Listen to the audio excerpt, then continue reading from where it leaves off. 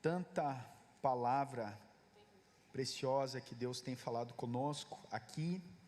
Eu fui conferir com o Jimmy se realmente era necessário uma pregação. Ele me olhou e disse assim: irmão, vai lá. Podemos abrir a palavra de Deus em 2 Coríntios, capítulo 4.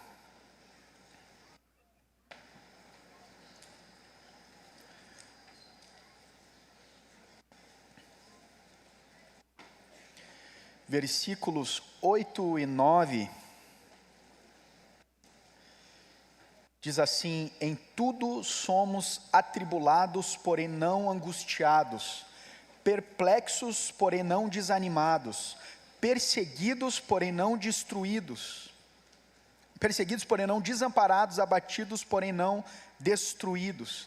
Depois lá no versículo 16 a 18 diz assim: por isso não desanimamos, pelo contrário, mesmo que o nosso homem exterior se corrompa, contudo o nosso homem interior se renova dia em dia, porque a nossa leve e momentânea tribulação produz eterno peso de glória, acima de toda comparação, não atentando nós nas coisas que se veem, mas nas que se não veem, porque as que se veem são temporais, e as que se não veem são eternas.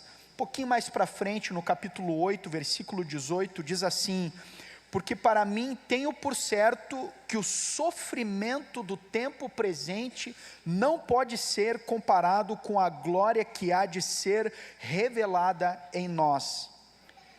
Irmãos, nesse momento de grande tristeza por causa dessa tragédia, nós ficamos atribulados, perplexos, ficamos abatidos, mas não angustiados, não desanimados, não desamparados e não destruídos. Pela graça de Deus, estamos de pé. E quando a palavra diz nesses dois versículos, quando compara a grandeza do sofrimento e a grandeza da tribulação, comparando com a grandeza da glória que há de ser revelada em nós, a grandeza da glória é incomparavelmente maior. Irmãos, toda a natureza e toda a criação foi amaldiçoada por causa do pecado. O pecado atingiu toda a nossa raça e todas as coisas, e é muito importante nós sabermos disso, porque em Adão tudo foi atingido por causa da sua desobediência.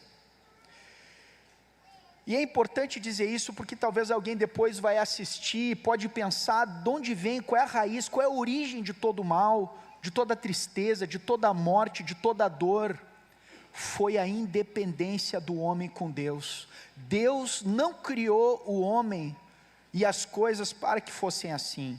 O que presenciamos ao nosso redor é fruto do pecado.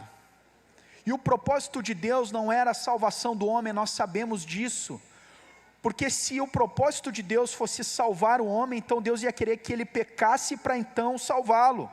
Mas a salvação foi um meio pelo qual Deus pôde resgatar o homem para o seu propósito eterno.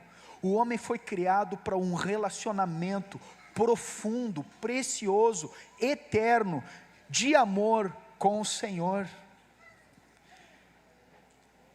Mas quando Adão pecou, nós vemos que, lá em Gênesis 3:17, maldita é a terra por tua causa, por causa dessa desobediência.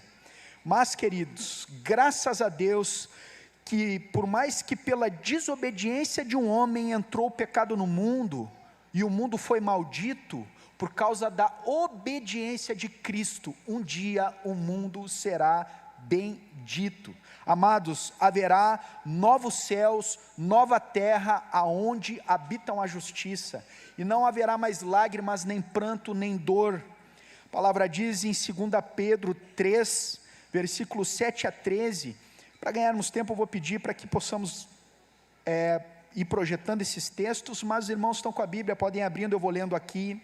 Diz assim: Ora, os céus que agora existem e a terra, pela mesma palavra, têm sido entesourados para fogo, estando reservados para o dia do juízo e destruição dos homens ímpios.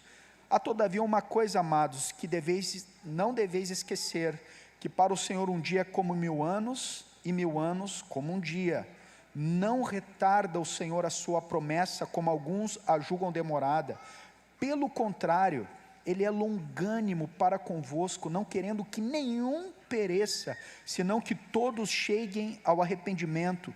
Virá, entretanto, como ladrão o dia do Senhor, no qual os céus passarão com estrepitoso estrondo, e os elementos se desfarão abrasados. Também a terra e as obras que nela existem serão atingidas.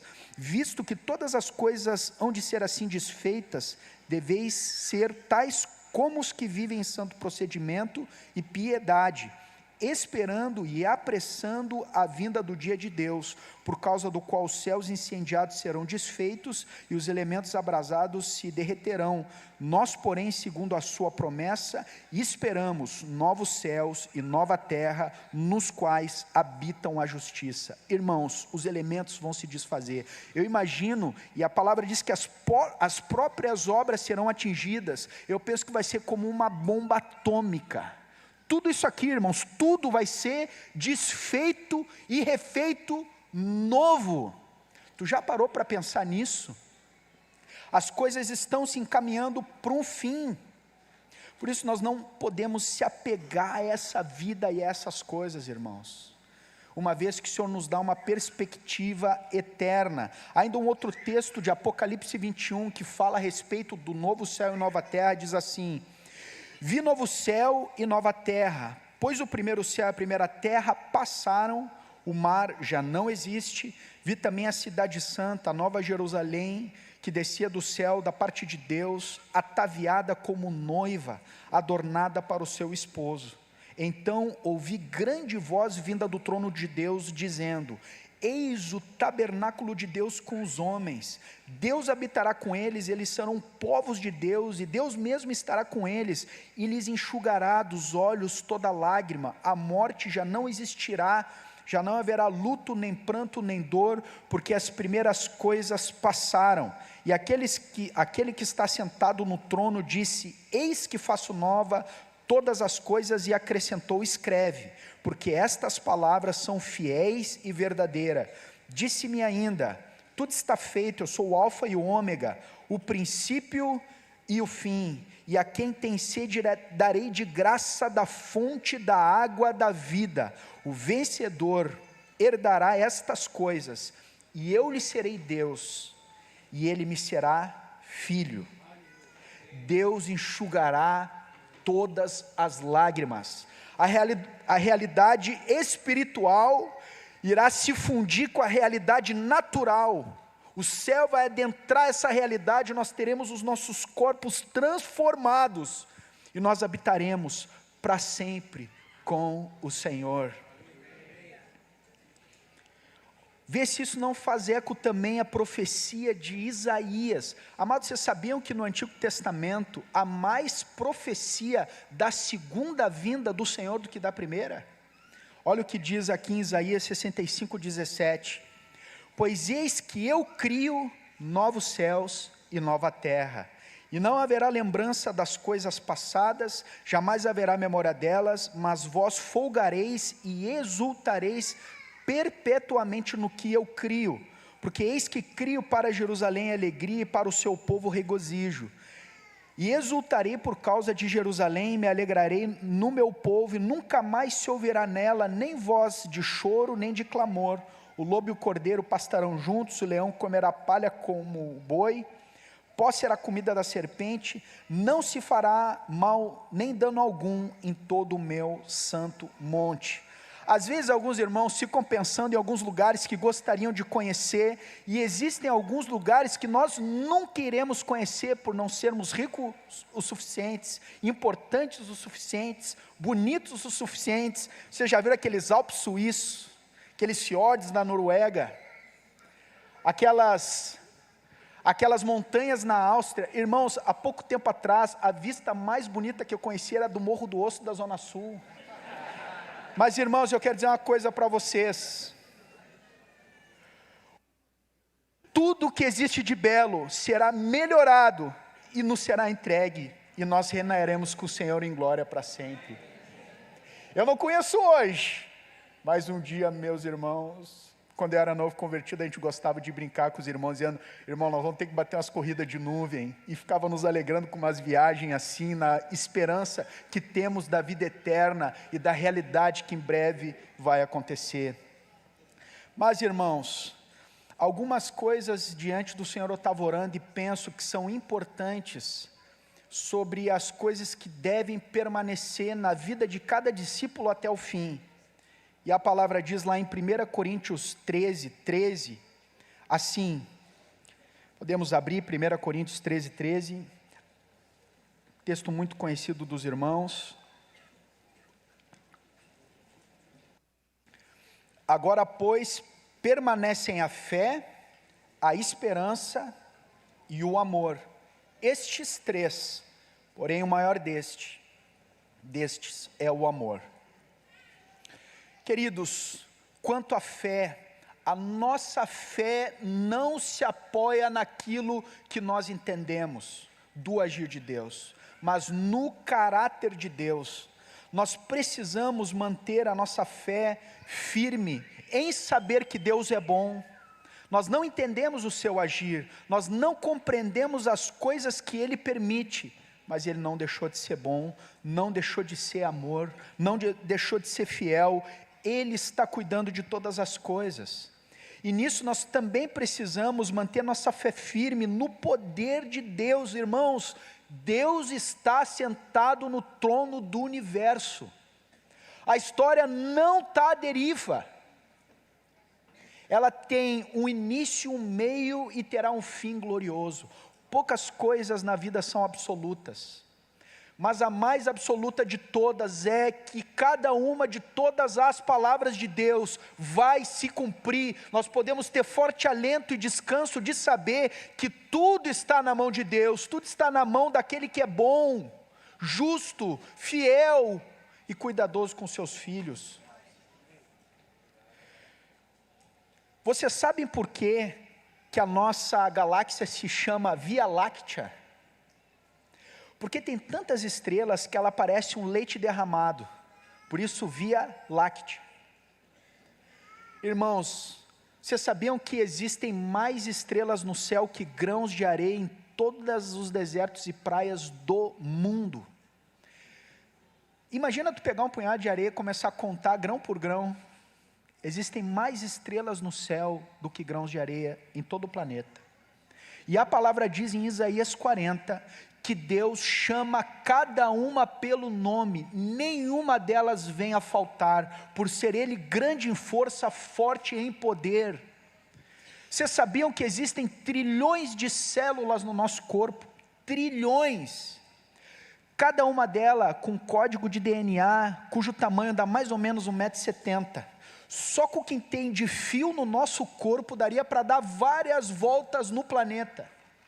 Alguns desses fios são meio desencapados.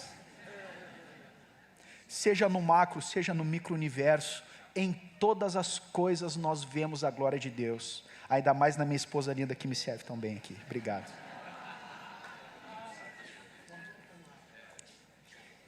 Deus ajustou os fiozinhos todos nela, irmãos, para suprir a lacuna dos meus desencapados. Mas em tudo nós vemos, a palavra diz lá em Romanos 1:20, porque os atributos invisíveis de Deus, assim o seu eterno poder como a sua própria divindade, claramente se reconhecem desde o princípio do mundo, sendo percebido por meio das coisas que foram criadas. Por isso tais homens são indesculpáveis. Aqueles que estão apercebidos, como o Cacilhas trouxe aqui, o Felipe, aliás, é um dos textos que eu vou ler, vão se alegrar. E eu vou ler de novo o texto que o Felipe leu, que é Lucas 21, de 25 a 28, diz assim: haverá sinais no sol, na lua, nas estrelas, sobre a terra, angústia entre as nações, em perplexidade por causa do bramido do mar e das ondas. Haverá homens que desmaiarão de terror pela expectativa das coisas que sobrevirão ao mundo, pois os poderes do céu serão abalados. Então se verá o Filho do Homem vindo numa nuvem com poder e grande glória. Aqui é a nossa parte, irmãos. Ora, ao começarem estas coisas a suceder, exultai e erguei a vossa cabeça, porque a vossa redenção se aproxima. Irmãos, todos esses cataclismas que têm acontecido são contrações, e o nosso desejo tem que ser esse: Maranata, vem Senhor Jesus. Por isso, queridos, nós temos uma alegria de saber que o nosso Senhor vem. E amados, todas as coisas cooperam para o bem daqueles que amam a Deus. Alguns podem pensar: mas se Deus é poderoso, justo, bom, por que acontecem coisas assim com o seu povo? Irmãos que perdem tudo, irmãos que ainda hoje sofrem aqui e em vários outros lugares do mundo. Irmãos, todas, não é algumas, não é muitas, todas as coisas cooperam para o bem daqueles que amam a Deus. Uma vez eu li um livro de um irmão chamado John Piper, cujo nome era assim: O Sorriso Escondido de Deus. Ele conta histórias de 3 homens de Deus na história, que pelo sofrimento Deus produziu um fruto que ainda hoje abençoa muitas gerações. Um deles que ele conta a história é do John Bunyan, que ficou anos preso por causa do Evangelho. Tinha uma filha cega, e o que mais lhe doía, ele dizia, e eu li um livro dele, que é uma autobiografia, Graça Abundante ao Principal dos Pecadores. John Bunyan escreve, ele disse que o que mais doía nele era ele estar lá preso, e via sua filha sem um cuidado paterno que tanto era necessário, e era só ele assinar um documento, negando a fé, que ele era solto. Mas lá, entre angústias, lágrimas, Deus deu a ele a inspiração de escrever o livro mais lido na história do cristianismo, livro de cabeceira de Charles Haddon Spurgeon, que foi o príncipe dos pregadores, o livro O Peregrino.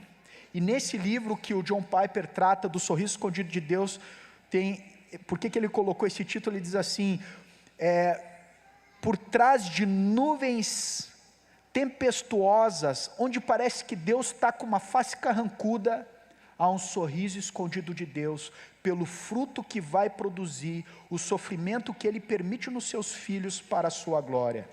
Amados, não é sem razão que Deus permite tudo isso.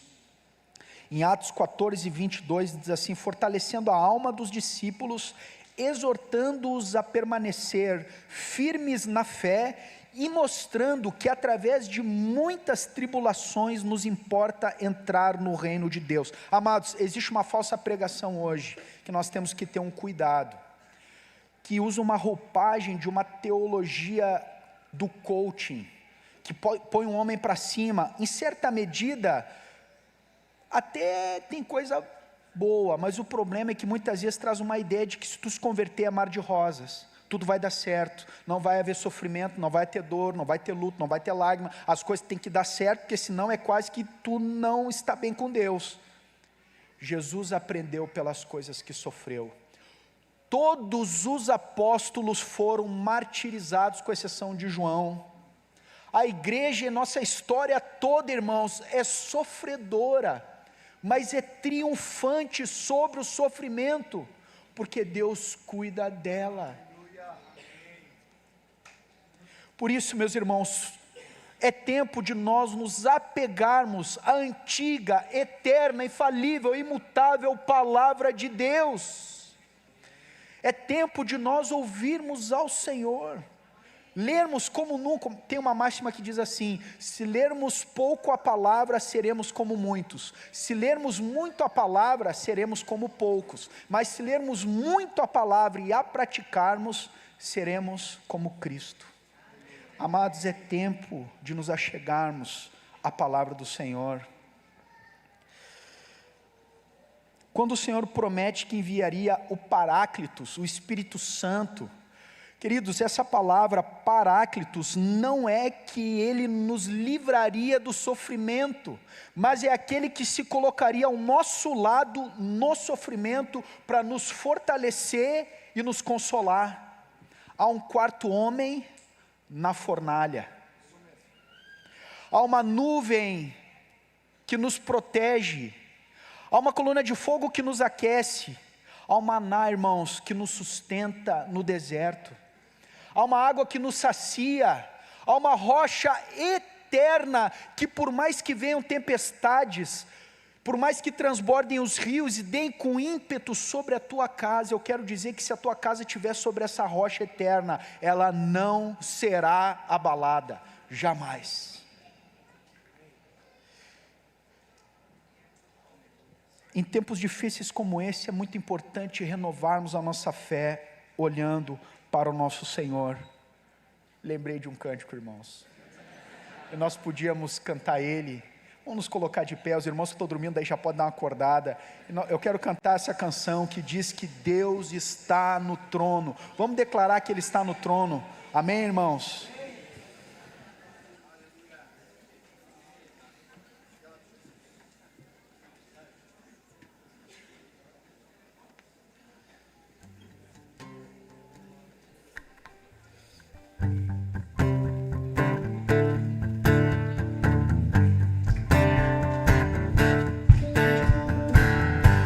Ainda que as águas tumultuem, Deus está no trono.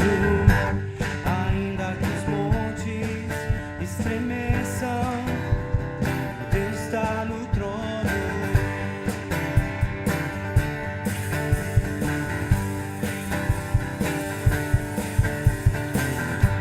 Ainda que bramem agora nações, Deus está no trono. Ainda que reinos se abalem, Deus está no trono. Ele é o Senhor, Ele é o Rei do universo. Reina o Senhor, por isso me alegrarei, eu adorarei. O meu Deus está no trono, sempre confiarei, eu não temerei. O meu Deus está no trono.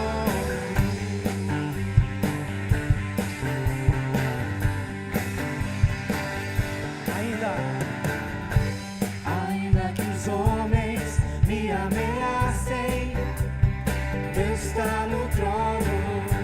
Ainda que amigos me desamparem, Deus está no trono.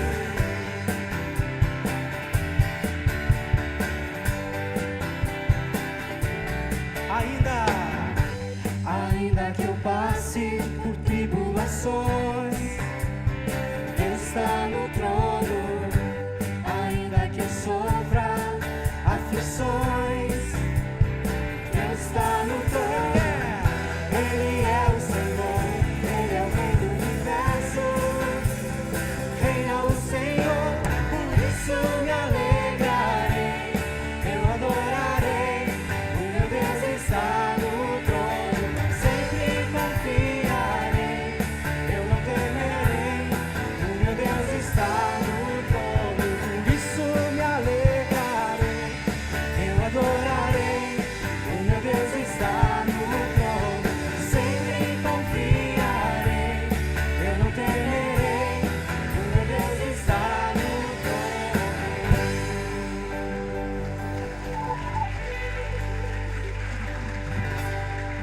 Glória a Deus. Podemos sentar, irmãos.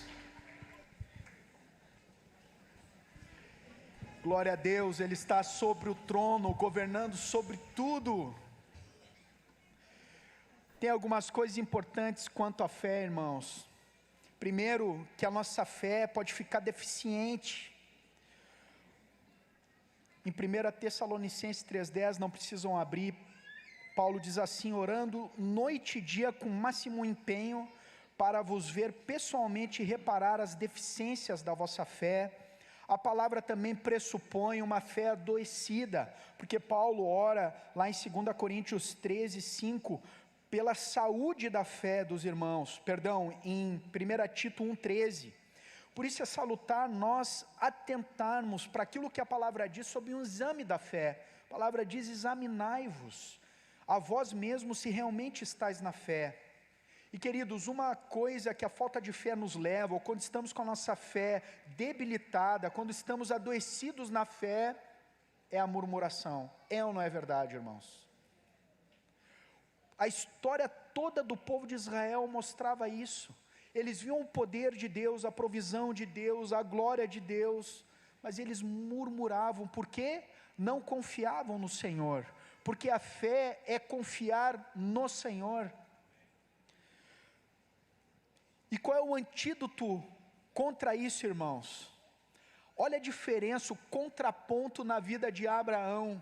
Abraão, a palavra diz lá em Romanos 4,20, que não duvidou por incredulidade da promessa de Deus, mas pela fé se fortaleceu dando glória a Deus. Irmãos, é tempo de nós adorarmos o nosso Senhor. Uma vez eu vi uma frase de um irmão, que ele disse que existe um tipo de adoração que não tem no céu. Sabe qual é? É adoração em meio ao sofrimento. Irmãos, muitas pessoas buscam a Deus, ricos buscam a Deus, pobres buscam a Deus, orientais buscam a Deus, ocidentais buscam a Deus, mas tem uma pessoa que Deus busca. Sabe qual é a pessoa que Deus busca? Verdadeiros adoradores, que o adorem em espírito e em verdade. Quer ser uma pessoa que Deus busca?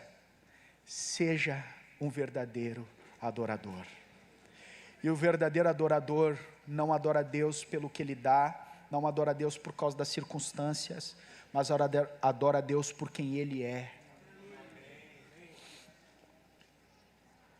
Outra coisa, o medo e o desânimo. Se você está amedrontado e desanimado, o Senhor quer te fortalecer em fé. Nós podemos ver o relatório dos espias quando voltaram da terra prometida. Os irmãos lembram dessa história? Ela está lá em Números 13, depois quem não conhece pode ler. Moisés tinha mandado 12 espias, uma de cada tribo de Israel, uma pessoa de cada tribo. Eles foram espiar a terra, voltaram com um relatório que ele foi dado de maneira inversa. Ele diz: a terra realmente ela é boa, tem fruto, mana leite e mel, tudo mais. Porém, contudo, todavia, não obstante, tem gigantes lá, eles devoram a terra, nós somos como gafanhotos diante. Olha como é que eles se viam, com exceção de Josué e Caleb. Caleb e essa turma aqui, por não ter fé, desanimaram o povo. Mas Caleb disse o quê? Mas vamos possuir essa terra, tchê. Eu creio que ele era meio gaúcho. Vamos possuir essa terra, Deus é por nós, quem será contra nós, irmãos? Mas eles desanimaram, fruto da falta de fé. Por isso, queridos, nós temos contra isso, ter fé, e eu vejo o exemplo disso também naquela situação de Pedro andando sobre as águas em Mateus 14, ele estava andando sobre as águas, irmãos, olhando para Jesus, algo sobrenatural, mas ele repara no barulho das ondas, do tamanho das ondas, do barulho do mar, do vento, ele repara nas circunstâncias. E aí o que acontece com Pedro? Começa a afundar, e eis que surge a menor oração da Bíblia: salva-me, Senhor. Às vezes nós estamos desanimados, com falta de fé, nós podemos dar um clamor desse ao Senhor: Senhor, me resgata, me salva, me renova, me ajuda. Prontamente o Senhor ergueu Pedro e pôs sobre os seus ombros. Queridos, o Senhor não faz assim conosco? Quantos aqui já não adoeceram na fé, ou já não tiveram a sua fé debilitada? Eu já tive, irmãos, com crises que Deus me resgatou, e eu clamei ao Senhor, e o nosso socorro vem do Senhor. Olha o que diz lá em 1 Pedro 1, 6 e 7, nisso exultais, embora no presente por breve tempo, se necessário, sejais contristados por várias provações, para que uma vez confirmado o valor da vossa fé, muito mais preciosa do que o ouro perecível, mesmo apurado por fogo, redunde em louvor, glória e honra na revelação de Jesus Cristo. Deus forja, limpa a nossa fé no meio dos sofrimentos, irmãos. Mas também deve permanecer a esperança. A palavra diz em Hebreus 6, 17 a 19, por isso Deus, quando quis mostrar mais firmemente aos herdeiros da promessa a imutabilidade do seu propósito, se interpôs com um juramento para que, mediante duas coisas imutáveis nas quais é impossível que Deus minta, forte alento tenhamos nós que já corremos para o refúgio, a fim de lançar mão da esperança proposta, a qual temos por âncora da alma, segura e firme, que penetra além do véu. Queridos, a nossa âncora, ela é para cima, ela penetra além do véu, nós temos que lançar mão da esperança proposta. E a palavra diz lá em Romanos 5, 13 e 4, e não somente isto, mas também nos gloriamos nas próprias tribulações. Olha o que Paulo está dizendo, irmãos, é ilógico, como se gloriar nas tribulações? Sabendo que a tribulação produz perseverança, a perseverança, experiência, a experiência, esperança. Paulo sabia que o alvo de Deus, na tribulação, era fortalecer a esperança. Vocês sabem qual é o livro da Bíblia que mais tem a palavra esperança? Chuta aí. O livro da Bíblia que mais tem a palavra esperança é o livro de Jó. Talvez, irmãos, porque é nos momentos mais difíceis de luta, de dor, é que nós precisamos de esperança. E eu queria ler um texto de Jó, no meio do sofrimento, nós podemos ver onde estava ancorada a fé de Jó, onde estava ancorada a esperança de Jó. Olha o que diz lá em Jó 19, 23 a 27, quem me dera fossem agora escritas as minhas palavras, quem me dera fossem gravadas em livro, que com pena de ferro, com chumbo, para sempre, fossem esculpidas na rocha, porque eu sei que o meu Redentor vive, e por fim se levantará sobre a terra, depois revestido este meu corpo da minha pele, em minha carne verei a Deus, vê-lo-ei por mim mesmo, os meus olhos o verão e não outros, de saudade desfalece o coração dentro de mim. A esperança de Jó, ele sabia que o seu Redentor vive, e que ele iria se levantar, e que ele iria ter seu corpo restaurado, e ele veria o Senhor da glória. Por isso, amados, no meio do sofrimento, da dor, da angústia, nós temos que aprender com Jó. E ó, irmão que sofreu esse Jó. E é interessante, queridos, que Jó diz uma coisa, também, mais para... ali em Jó 14, 7, um pouco antes, assim, porque há esperança para a árvore, pois mesmo cortada ainda se renovará, e não cessarão seus rebentos. Se no chão morrer o seu tronco, e secar a sua raiz, ao cheiro das águas, brotará, e dará ramos como a planta nova. Mesmo de um vale de ossos secos, que a nossa circunstância possa estar, Deus pode trazer um sopro de avivamento e levantar essas vidas que agora estão caídas e destruídas como um exército vivo para o Senhor. Qual é a nossa perspectiva, irmãos? Tem coisas que vão nos desanimando quanto à esperança, e alguns irmãos, e eu mesmo, muitas vezes no início principalmente dessas enchentes, fiquei imerso olhando o que estava acontecendo, querendo fazer muitas coisas, mas nós temos que lembrar o que diz lá em Lamentações 3, 21, quero trazer à memória, o quê? O que pode me dar esperança. As misericórdias do Senhor são a causa de não sermos consumidos, porque as suas misericórdias não têm fim, renovam-se cada manhã. Grande é a fidelidade do Senhor. A obra de Deus começa difícil, fica impossível, então se realiza. Nós temos viva esperança, irmãos, e temos que estar ancorados nessa esperança. A palavra diz: regozijai-vos na esperança, sede pacientes na tribulação, na oração, perseverantes. E o Deus da esperança vos encha de todo gozo e paz no vosso crer, para que sejais ricos de esperança no poder do Espírito Santo. Agora tem uma esperança que nós temos que ter um cuidado, que para mim é o ingrediente para ser infeliz. Olha o que a palavra diz: se a nossa esperança em Cristo se resume apenas a esta vida, somos os mais infelizes dentre os homens.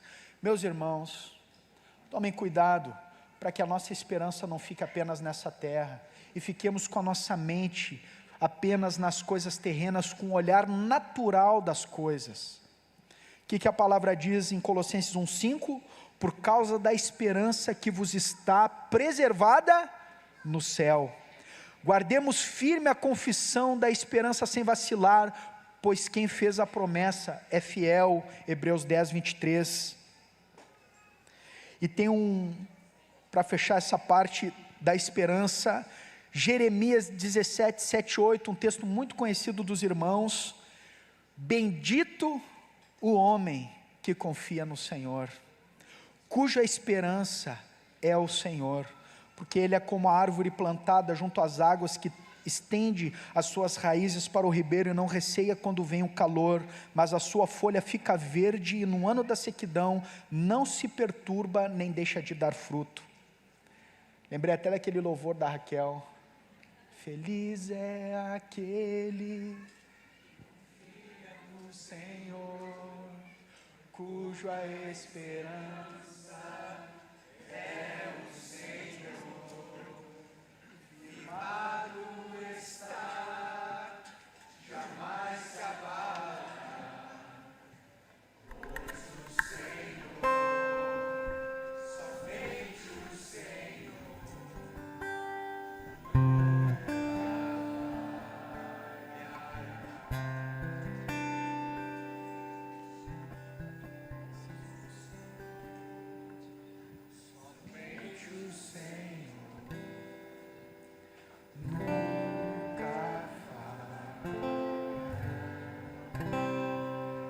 Bendito é o homem que confia no Senhor, cuja esperança é o Senhor.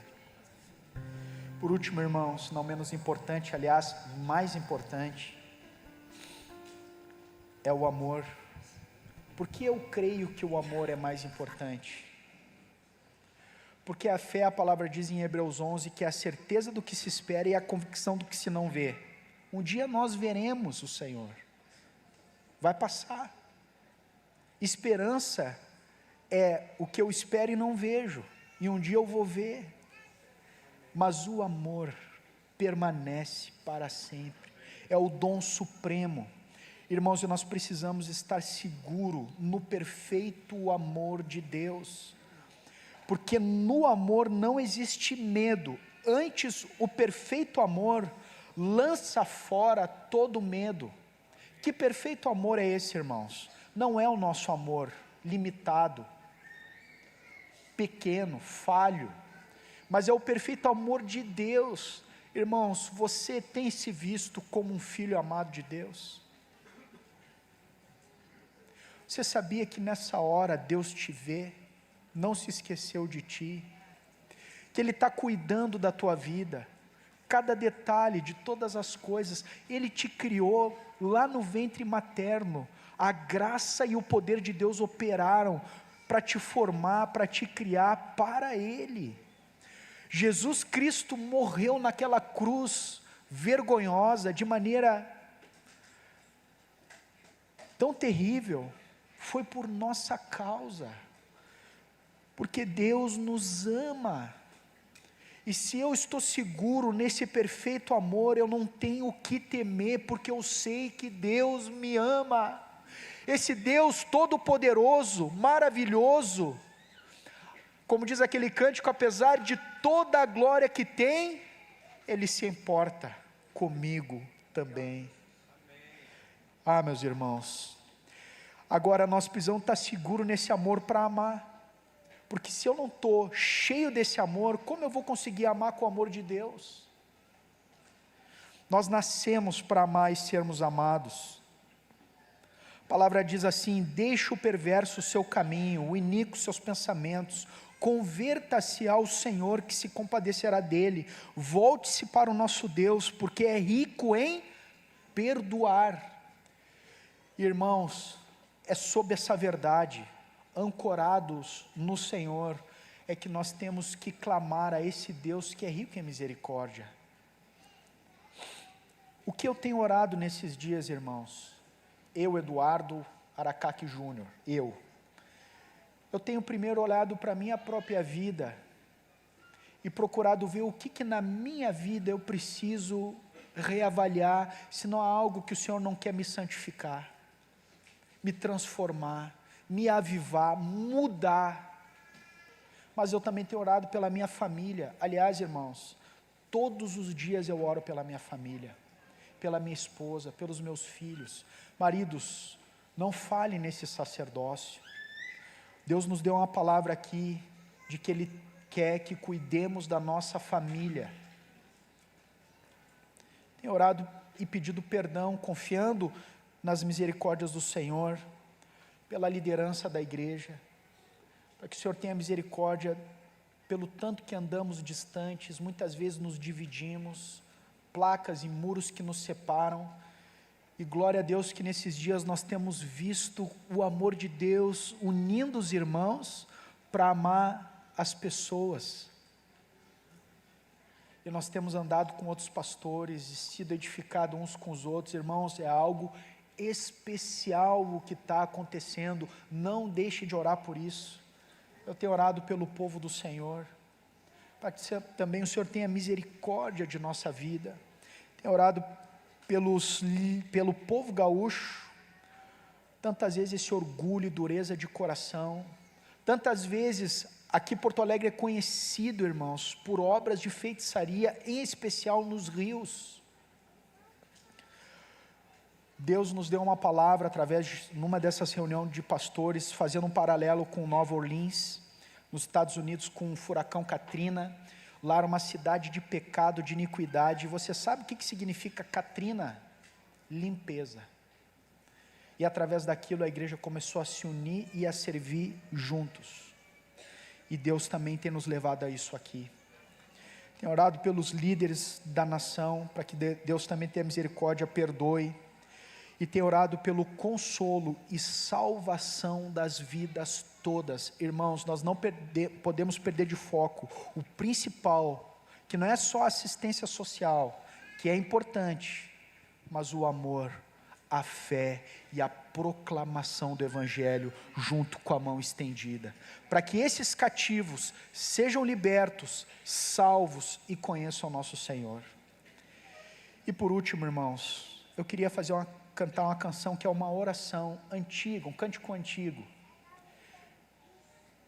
mas que eu penso que nós temos que esquadrinhar os nossos caminhos e voltarmos ao Senhor, porque o Senhor é bom, porque a misericórdia triunfa sobre o juízo, porque nós sabemos que o único que pode soprar um vento de salvação, um vento de avivamento é o Senhor.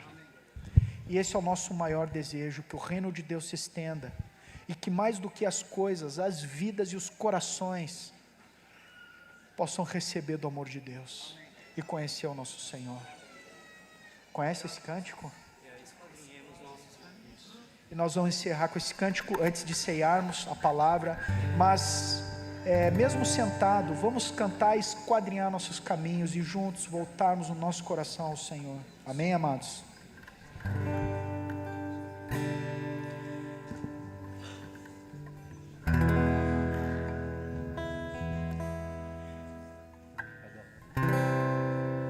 esquadrinhemos nossos caminhos e voltemos ao Senhor. Levantemos nossas mãos ao Senhor. Levantemos nossas mãos ao Senhor dos céus e voltemos a Jeová nosso Deus.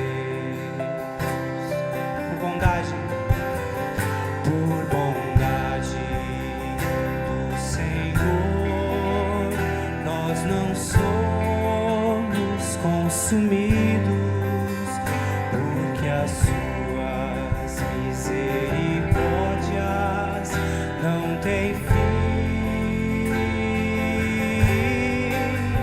Novas são cada manhã, novas são cada manhã, e muito grande sua fidelidade.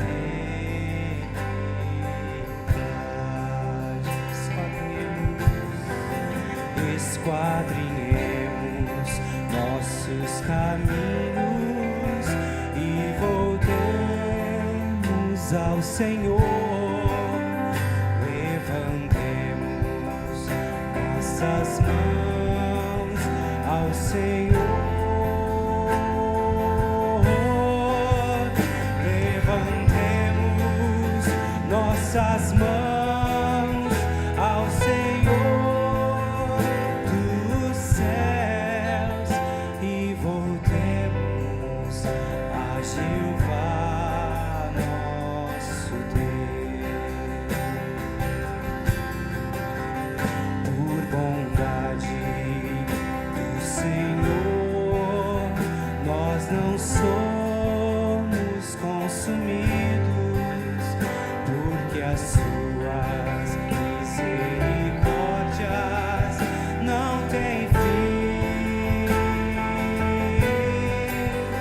Novas são cada manhã, novas são cada manhã, e muito grande sua fidelidade.